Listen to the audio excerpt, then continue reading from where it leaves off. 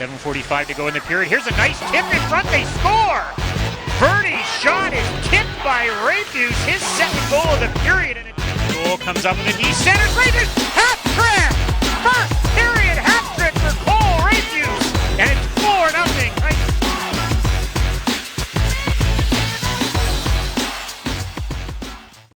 All right. So we're really honored to have an awesome guest on for this interview. He's an alumni of the JHL, where he won a Memorial Cup. This year he was playing in Flin Flon for the SJHL, and actually recently committed to the Acadia Axemen in the university here in the CIS.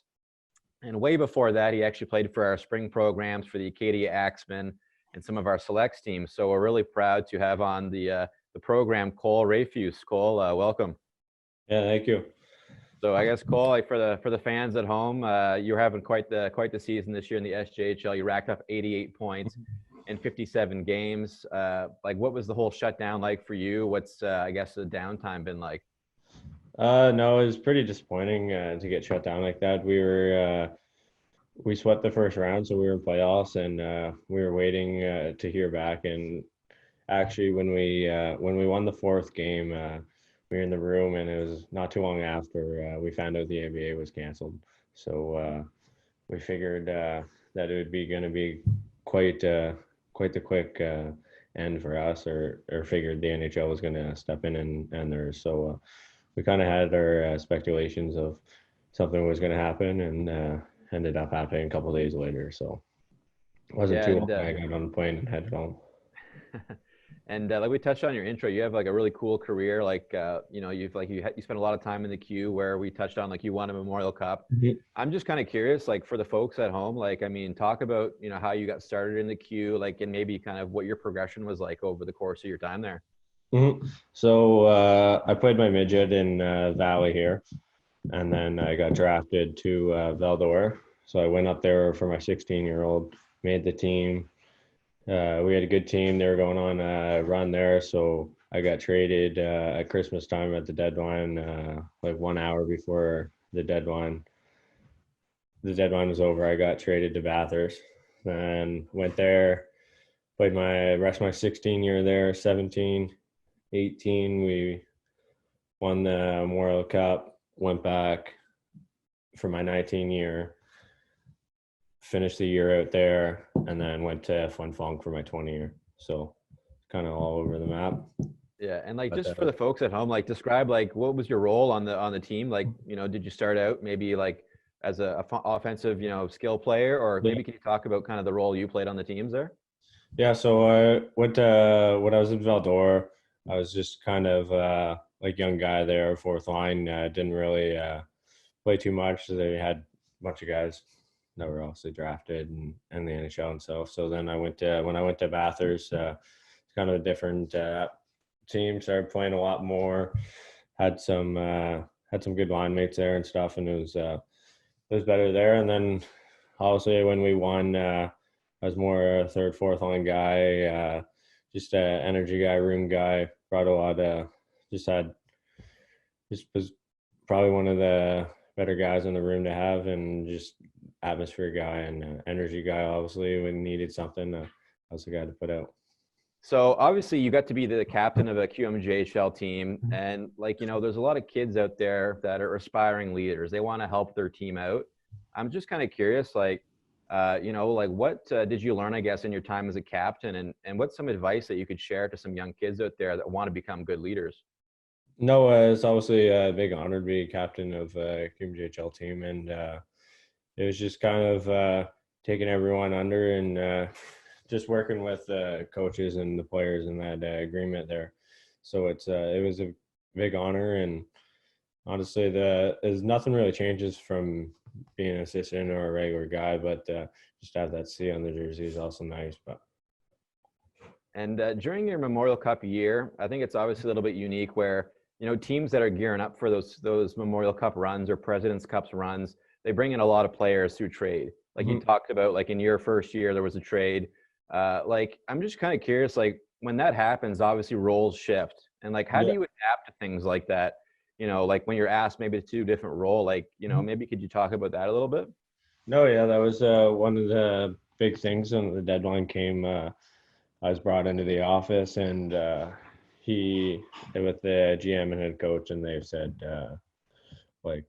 your role's going to change here after Christmas if you what do you want to do here? And obviously I wanted to be a part of the team, so I took a step down in my role, and it was worth it because we ended up winning. So but no, everyone's role changed. Some got better, some took less ice time, but it was all for the good when we won. And like we said, you've had a really good, QMJHL career, and then you made the switch over to playing in the SJHL in your final junior year. Talk about maybe that transition and kind of, obviously you racked up a ton of points this year. Maybe talk about what that transition was like for you, maybe what your goals were going into the season. No, it was a good transition. So it was like a week and a half after I got released.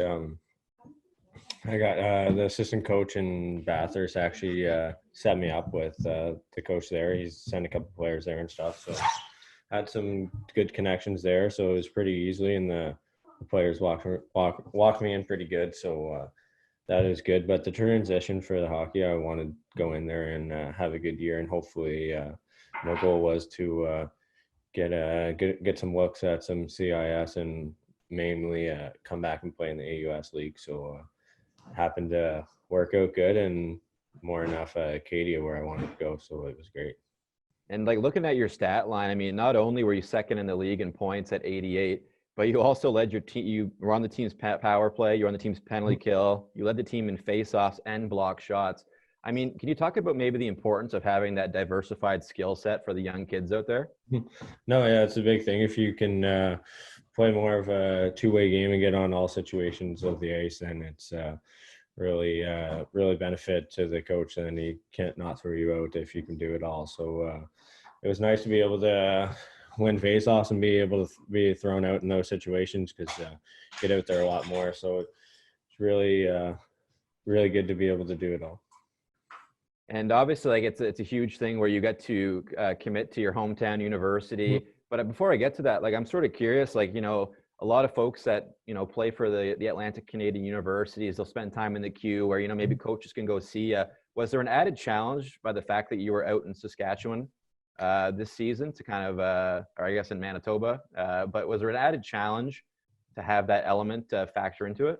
Yeah, no, it's a big thing there now, because it's nice. It's 2020, right? So there's some camera, some video camera and stuff there, but it's not as nice as going to see someone. But no, it was that was where my coach came into play there. He was good. He made some clips and sent some emails off, so they made sure where I was and everything. But no, it's obviously a little downfall there, but I wasn't too worried about it. I just went and played and had a good year, and hopefully they noticed. So it was good. And obviously, it's really cool that you're getting to play for your hometown university. When you were a kid growing up in that area, was that something you kind of aspired to, or talk about maybe the choice of going to that university? No, that was so I played junior Axemen there growing up, my whole thing. So looking up to that was my big goal. Kind of going into the Q really was that was kind of my mindset. I was hoping that one day, after my 20 year or whatever, I was done my junior career, that I would end up at Acadia and at head university there. So glad it's worked out. So it's been good. And obviously there's a jump between playing junior and playing in university hockey. I'm sure a lot of folks, especially in your area that go watch games, know the intensity level, know the speed of the game. For you, how do you prepare for that adjustment, or is there an adjustment for you? No, for sure it's going to be a big adjustment, and they're a good team too. They haven't lost many guys, so they're going to have a good year, and it's always going to be a huge jump. So just getting ready for a good summer training, and then hopefully get out there and start playing. And then obviously with this whole shutdown, you got the added challenge where you need to stay physically fit, and you need to stay prepared as best as you can with the circumstances. For the folks at home, how do you kind of adapt to these sort of situations to stay prepared, I guess? No, it's pretty good though. I got a nice little kind of like a home little setup in the garage of a gym, and then I just you just go for runs and just out in the driveway and doing some agility and stuff. So it's been pretty good that way. And I've had the trainer for the Acadia University team. He's been sending emails out. So it's been pretty good that way. Yeah, and we obviously really appreciate your time and sharing like the insight here with the folks at home that are, wish they could be on the ice, same as you, I'm sure, and lead your team to a playoff championship here in the SJHL. I'm just kind of curious for final words of wisdom for the young kids out there, maybe even particularly like in Acadia, where, you went from playing at a young age to actually playing for the university team there. Like, just advice you have for the kids out there. No, yeah, just follow your goals there and your dreams. Play in your hometown or wherever you want to play, and also don't be scared to go somewhere and try a new spot, new location you've never been. Like I went up at 16 to Val-d'Or, and then at 20 to across the country to Fun Fong. So don't be scared of where it's going to take you, and just enjoy the ride. Awesome. We want to thank you for all your time, and obviously wish you the best of luck next year and in this lengthened off season. Yeah, no, thank you. Thanks for having me.